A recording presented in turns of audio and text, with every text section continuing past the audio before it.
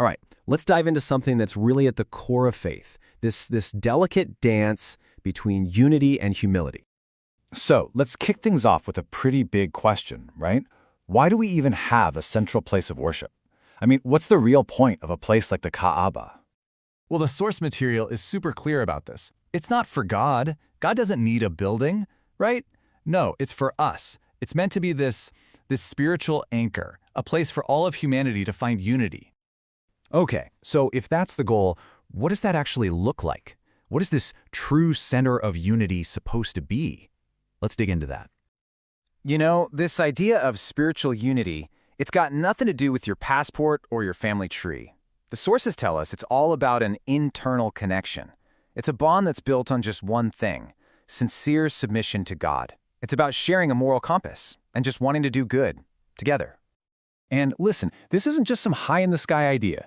The source makes it clear this kind of unity has real, down-to-earth benefits.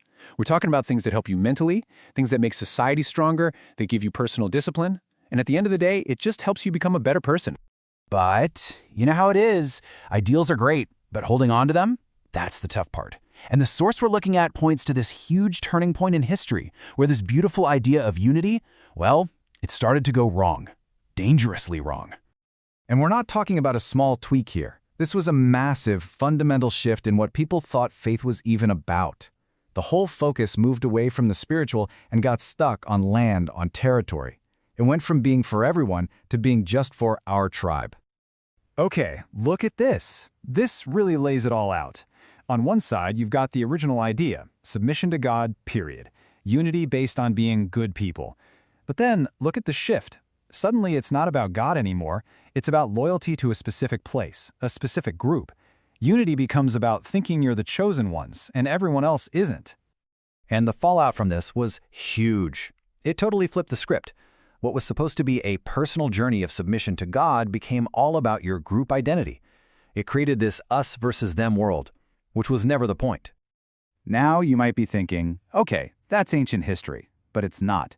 The source is basically holding up a giant warning sign, and it's for all believers right here, right now. The whole point is that this story is a cautionary tale. It's like a roadmap of what not to do. It shows the exact traps any community of faith can fall into if they forget why they started in the first place.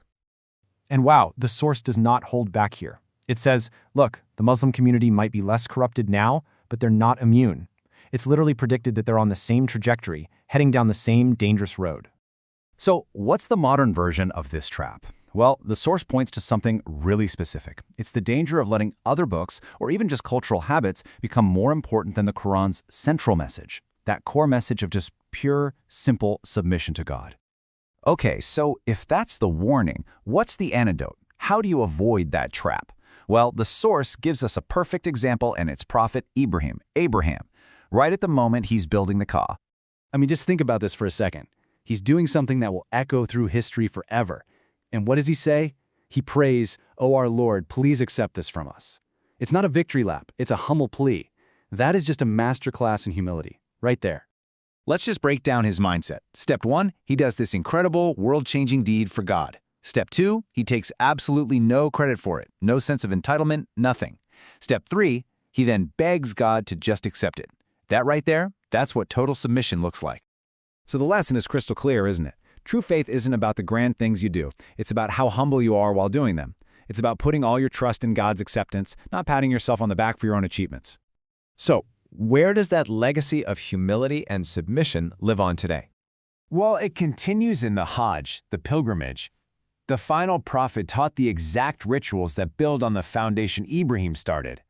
He basically locked in that original spirit of submission so it could be passed down through the ages. And check this out. This is an incredible, unbroken chain. It all starts with Ibrahim's simple, humble prayer. Then, the final prophet comes and teaches the specific rites, the monastics. Then, you have early scholars, like Imam Malik, who carefully write it all down to preserve it. And get this, today we're using things like digital tools and apps to teach people those exact same timeless practices. The chain is still going. Which brings us to the final, and maybe the most important question. A question for all of us, really.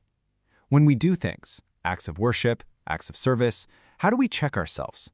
How do we make sure that what we're doing is coming from a place of real humility and not from a place of pride in our own achievements?